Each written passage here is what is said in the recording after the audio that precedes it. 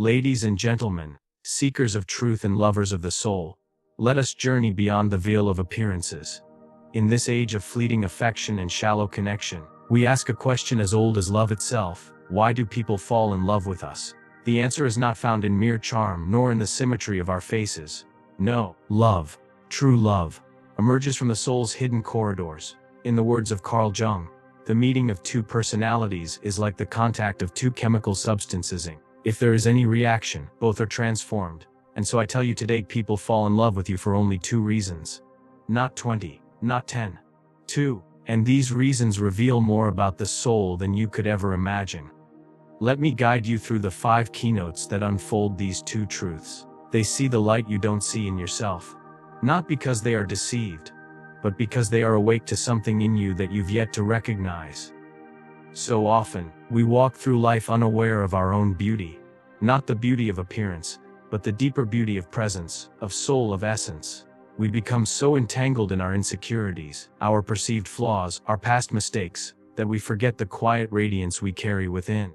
We forget that there are parts of us that shine precisely because they've been through darkness, but others see it. Someone, somewhere, looks at you and sees courage in your vulnerability. They see grace in your struggle. They notice the way your eyes soften when someone is in pain. They feel the warmth in your voice when you speak with sincerity. They catch the way you hold space for others even when no one holds it for you. And to them, this is light. It is not loud or boastful, but it is undeniable. You may believe you are just surviving, just doing your best, but to them, you are a quiet warrior. You are a sanctuary. You are a living proof that softness and strength can coexist in one soul, and so they fall in love. Not with a perfect image, not with a curated version of you, but with the very things you overlook. The subtle kindness you give freely, the resilience you don't talk about, the dreams you carry gently even after being disappointed. They see these things and feel something stir in their chest, something ancient and wordless, because their soul recognizes the light in you. In Jungian thought, much of our true self remains hidden in the unconscious. We live on the surface, unaware of the treasures beneath. But love, true love, has the uncanny ability to awaken us to those treasures. When someone sees your light, they are not projecting an illusion. They are glimpsing the self you are in the process of becoming.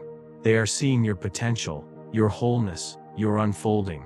And their love, if it is real, will not try to own or mold you.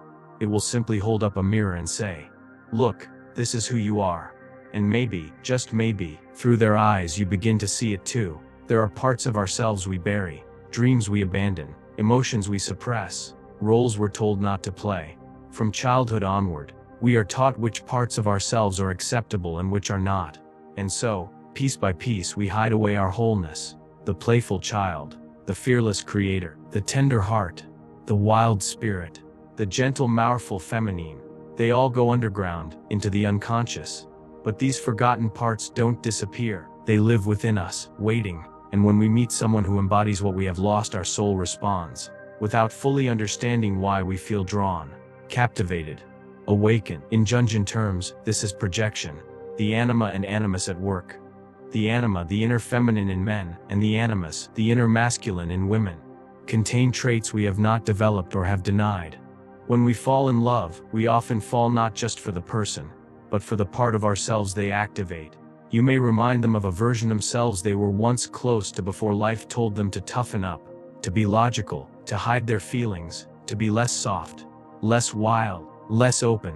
You walk into their life and speak to that forgotten piece. You stir it not through words but simply by being. Maybe it's your creativity, your honesty, your quiet presence, your strength, your freedom, or maybe it's your pain, because even that reflects something they've hidden from in themselves.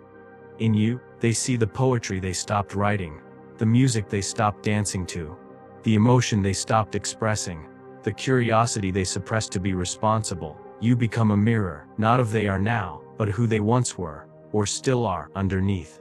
And that is magnetic. That is powerful. Because your presence offers them more than companionship. It offers them the possibility of reclaiming themselves.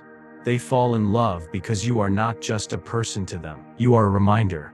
You are a key, a symbol of something sacred and long forgotten, and whether they realize it or not, they are not just loving you.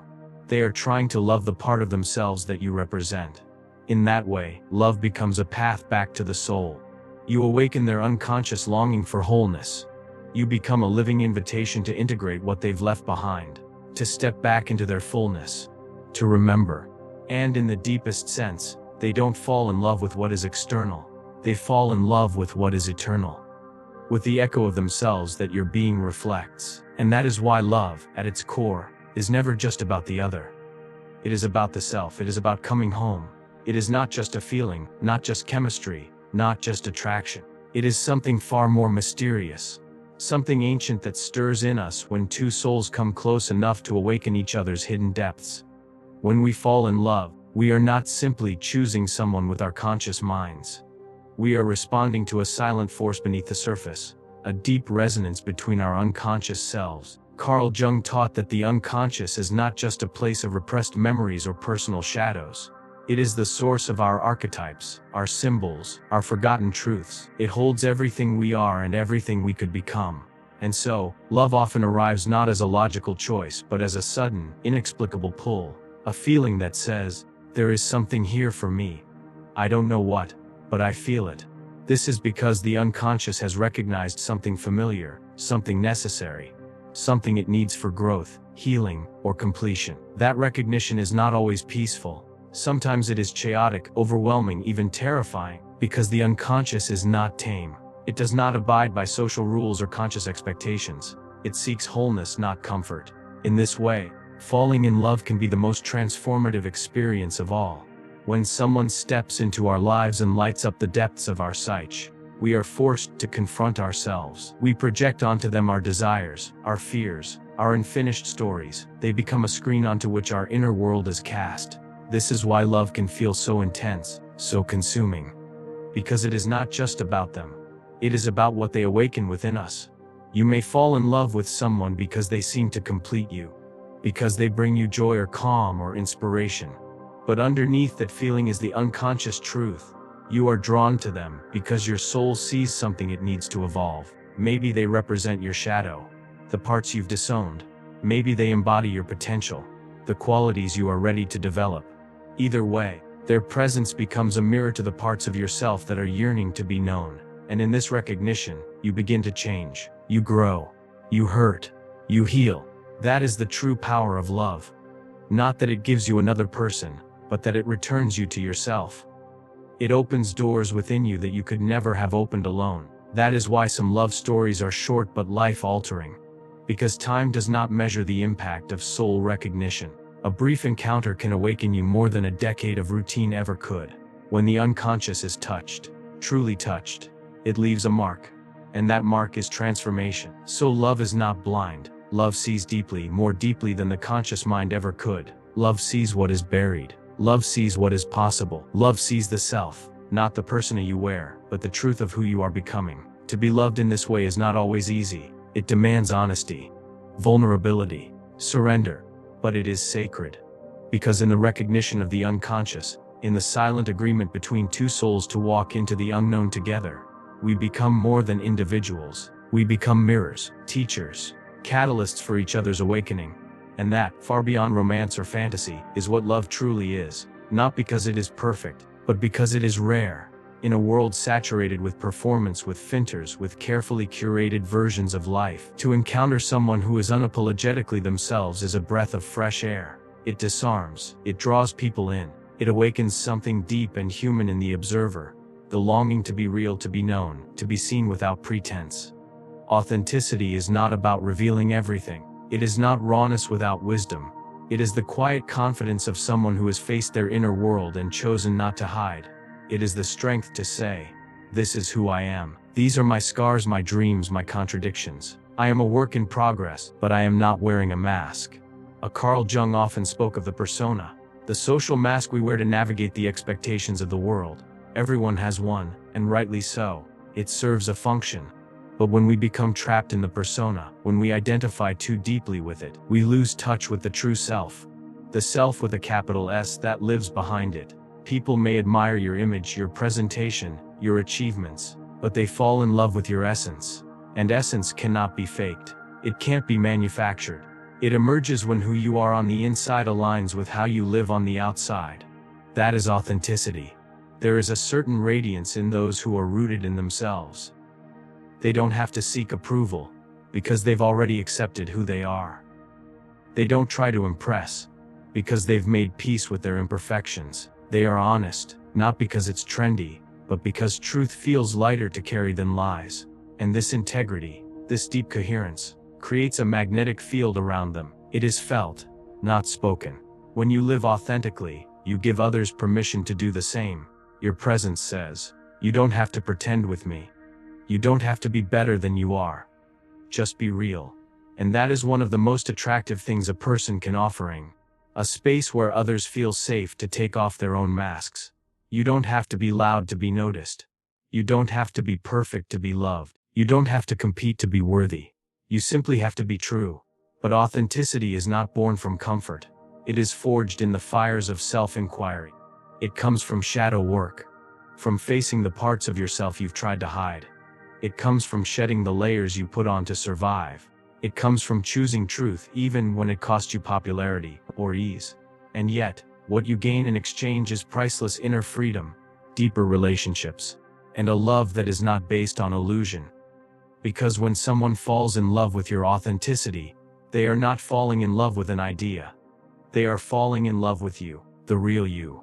The you that laughs loudly, feels deeply, speaks honestly, and dares to show up without apology.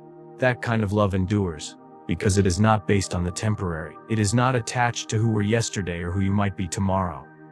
It is rooted in something timeless.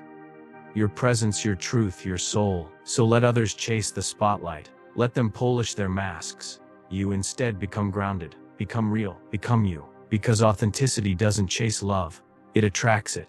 We have been taught to chase perfection, to believe that we will be lovable only when we are flawless. When our bodies are sculpted, our words are smooth, our lives are organized, and our emotions are under control. This myth is everywhere in media, in romance, in the quiet comparisons we make daily. We think love is earned through perfection. But that is not the language of the soul.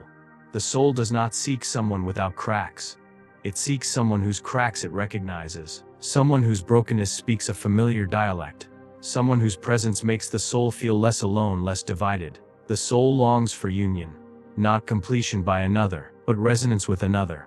This is why real love often defies logic. It doesn't always look ideal. It's not always clean or simple. It comes in moments of unexpected understanding when two people, imperfect, still becoming, feel an invisible thread between them, a shared rhythm beneath the noise. Love arises not because someone fits an image, but because they feel like home. Jung spoke of individuation, the process of becoming whole by integrating all aspects of the psyche, both light and shadow. And it is this very journey that prepares us for union.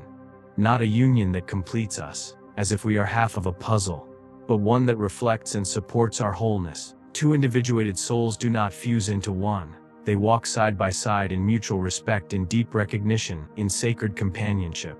When someone falls in love with you, it is not because you are perfect. It is because something in you calls out to something in them. Maybe it's your quiet strength, your gentleness, your fire, your flaws. Maybe it's the way your eyes carry both grief and hope. Maybe it's the way you say what others are afraid to say. It's not perfection that binds souls. It's truth. And truth is messy. It is raw. It is unfinished. But it is beautiful in its honesty. When someone chooses you, not for who you pretend to be, but for who you are in your most vulnerable, most authentic moments, that love is sacred. It is soul level. It is rare. The soul doesn't care about symmetry or social status. It listens to a different music. It is moved by shared wounds, shared wonders, shared growth. It recognizes another not by surface details, but by inner vibration. And when that resonance is there, something ancient awakens. An instinct, a knowing. So if you're waiting to be perfect before you're worthy of love, stop. If you believe love only comes when you've fixed every flaw, let that belief die. You are not meant to be perfect. You are meant to be real, open, human. The soul seeks union, not in someone who will save you or fix you, but in someone who will see you and still stay. Someone who will hold your hand, not because you shine, but because you glow through your cracks. And when you meet them, or when they meet you, you'll know. Not through fireworks or fantasy, but through stillness, through peace, through a feeling that says, I don't have to be anything other than myself here. That is love. That is union. And that is what the soul has been seeking all along. So, what are the 2 reasons people fall in love with you? First, because they see the light within you. A light you've yet to fully claim. Second, because you reflect a part of themselves they had long forgotten. A mirror to their soul. In a world of illusions, be the truth. In a world of masks, be the mirror. In a world of noise, be the echo of the soul. As Jung said, the privilege of a lifetime is to become who you truly are. And when you do, love will follow. Not as a chase, but as a recognition. Thank you.